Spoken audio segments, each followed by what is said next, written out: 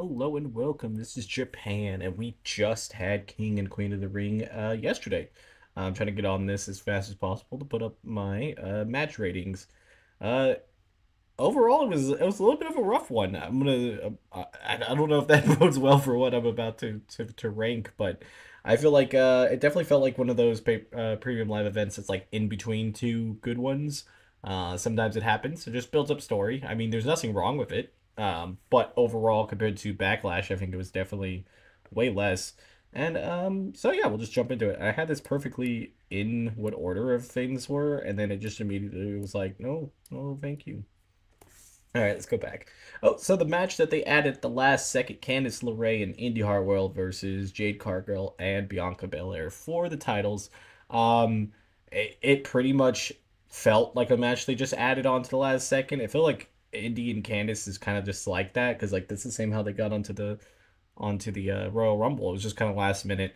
I mean, it's good for them. I think they had a decent showing. They didn't look particularly tough. Bianca obviously looked superhuman, even though she's supposed to be hurt, which I think was kind of a poor decision to do there. They should have just kind of let Jade do majority of the work. It would have worked perfectly fine.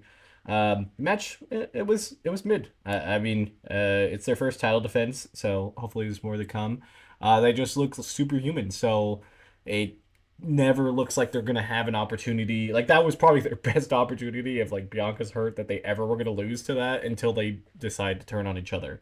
So hopefully we get some better rivalries going. I feel like there's gotta have to be a new super team to take them out. That'd be the only way. But yeah, mid. I don't think it was trash. I think it's still a good match though. I think Jade had some really good moves. I think Candice did great, and Bianca obviously does amazing out there. She's limited to the knee, so it's kind of kind of puts her in that category where she could do as much. Next up, we got Becky Lynch and Liv Morgan. We'll start with also their outfits too, because I really did not like what Becky was wearing. I know the vibe she was going, and I think if she had any other time when it didn't have to be a one piece, it would have probably looked a lot better. But man, it sucked. Liv's was good. The match itself was pretty good. I kind of was just, coming along for the punches. I was enjoying myself. Then we got to the ending with Dom getting involved. Didn't need to be there because Dom came out right to cost Becky when she was already ahead and then gave her the chair, which that would have been fine if that would have been the beginning. Like if Liv was winning, Becky got knocked back and or like both of them got knocked down and then that's when Dom decided to do it. I feel like that 2 extra seconds of him being out there first did not work out that well.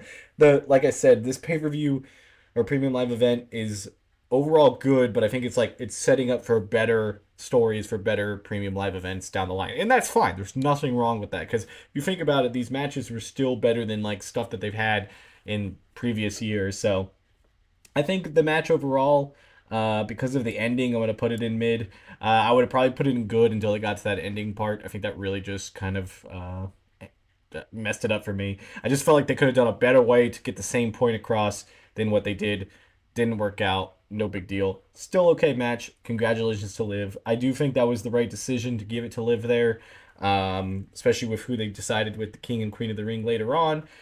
So I think that works out good. We'll have a rematch on Monday, which will probably just further the Dom being a can't be able to cheat somehow. So next up, we got the triple threat match. I think I had the most potential for this one because I thought it just was a good combination of men going after each other. Obviously, we got Gable out there. I had to go. I would try to do the meme and then decided to just mess up the thing. But I think, hey, that it was a good choice. Of these three men, and like he did a great job out there. Sammy looked good. Bronson did what he does. I mean, that's the thing with Bronson. Like he was there. We already knew he was probably going to be the one that takes the pin, but he went out there and showed up and became a monster.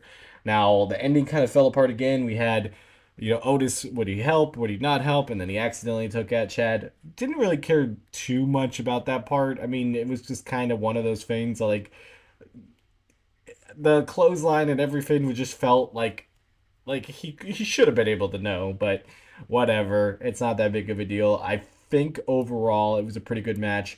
Put it in the good category. Probably one of my favorite matches. Um, it's just I don't know if I would put it well. Yeah, actually, I probably would put it in great. I think I'd put it a little higher because I think overall the spots were really good. We got some really cool moments, like a lot of like oh crap type moments.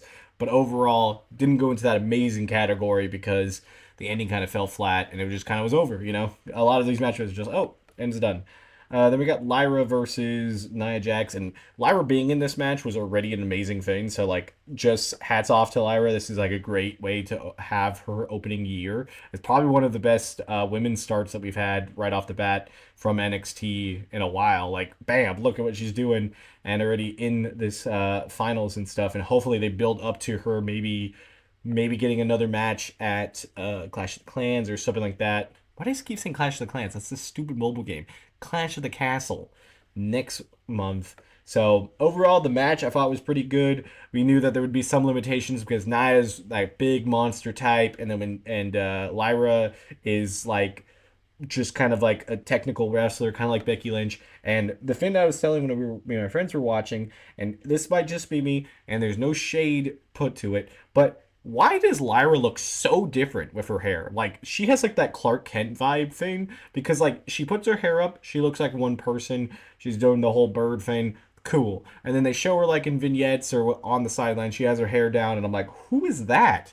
Because they just look different. There's nothing wrong with because they're both good looking either way. But who is that? Like, why is it so different? Like, I just don't understand. I feel like Lyra did pretty good. Match was pretty decent. I feel I feel like Lyra's offense could have been a little bit more highlighted because it just kept feeling like she was just kind of just slamming into Nia, and then the ending was really good. So with the ending, I'll put it into the good category. Probably would have sit into the mid, but I like how she reversed into her finish. I thought that was pretty smooth. Nia and all of her faults of like people not liking her or thinking that she's a bad worker. Since she's been back, I think she's been great. Her worst part is her mic. She went on the mic, kept it short, kept it sweet, and I think it worked out perfectly. So I think it's good. Plus, I kind of want to see Nia versus possibly Bailey at the championship at SummerSlam. So that could be cool. The way that they've been doing these championships every other like pay per view, there's a good possibility we're going to see the same people like as champions that we see now. Next up, we have Gunther versus Randy Orton. This was like a bucket list match because, like, I think it was going to be great. I thought we would get some outside information, like people messing around. Not the greatest. I think overall, and the whole thing also that really cut down the vibe of the show. Almost all of these matches were like, I'm hurt, so I'm just gonna play off being kind of hurt that whole time, and it was just like why? Like, we didn't need that in Gunther and Randy Orton. Gunther could legitimately just beat Randy and they still look good because they are good wrestlers and they both have like this high thing. Randy Orton's a 14-time champion. Gunther is the best intercontinental title holder of like the modern era, if not all time. And so he could afford the loss if it was just a really all everything ending. Plus, the ending, he pins him and his shoulders are up, so it doesn't count. And then they addressed it on the outside, so it feels like that was part of the ending to kind of give it some weird thing, and possibly that there would be a rematch or something. So we'll see how that goes. I think overall it was pretty good. I wish we would have, maybe had some interference if they were going to go in that rate of like being like, oh, well, Randy was hurt. That's why he lost that. But they could have just had the bloodline deal with it. Overall, it was disappointing to me because if I had to pick out of all the matches, thought that was going to be the best match of the night. I think it did fall way shorter than that. So I'm going to put it in the good category. I liked it. I think the whole thing of just having like Randy couldn't do anything because his back and knee and everything hurt on him. Like I know they have to do that sometimes, but I just felt like we don't need that on the whole entire card. And that match definitely did not need it because if you would have just let the two men cook, but a great match. And then last but not least, we had Cody Rhodes versus Logan Paul for the Universal title. Undisputed title. And it was pretty good. I mean, the match itself, I think, was pretty solid. The cons, I would say right off the bat, because we'll just always go with the negative first, is the ending. I know we had the big local pop of having somebody come out there and help him.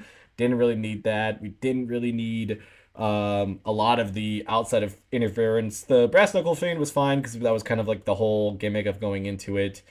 We could have got a different type of ending if that's what we wanted, but we just got what we got. So the good that frog splash with the drone shot of Logan Paul is going to be something that we see for years because they will be using that video nonstop. It was a good spot.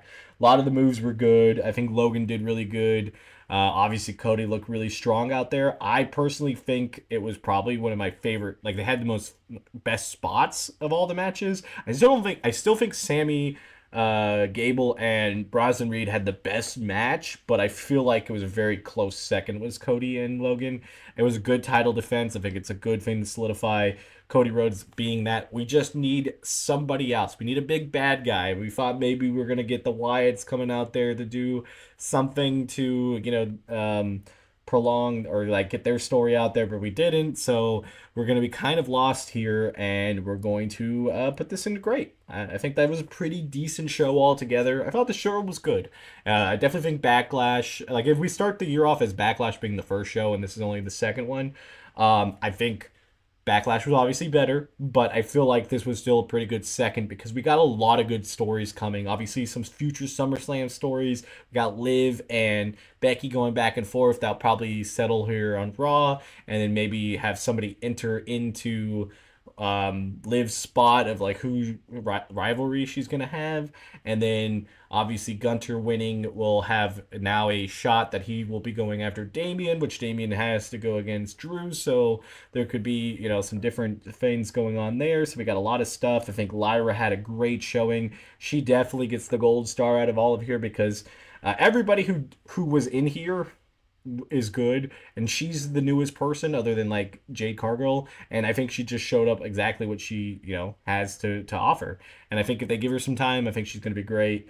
Also, like I think Chad Gable did good. I think we're going to see the dissolve of Alpha Academy, which will feed Raw pretty much till they decide to do something else with it. And I think, yeah, I think all of that just made a great pay per view. I think it goes into the good category as a overall pay per view. Definitely watch if you haven't watched it, and I will see you guys next time. This is Japan. Bye, guys.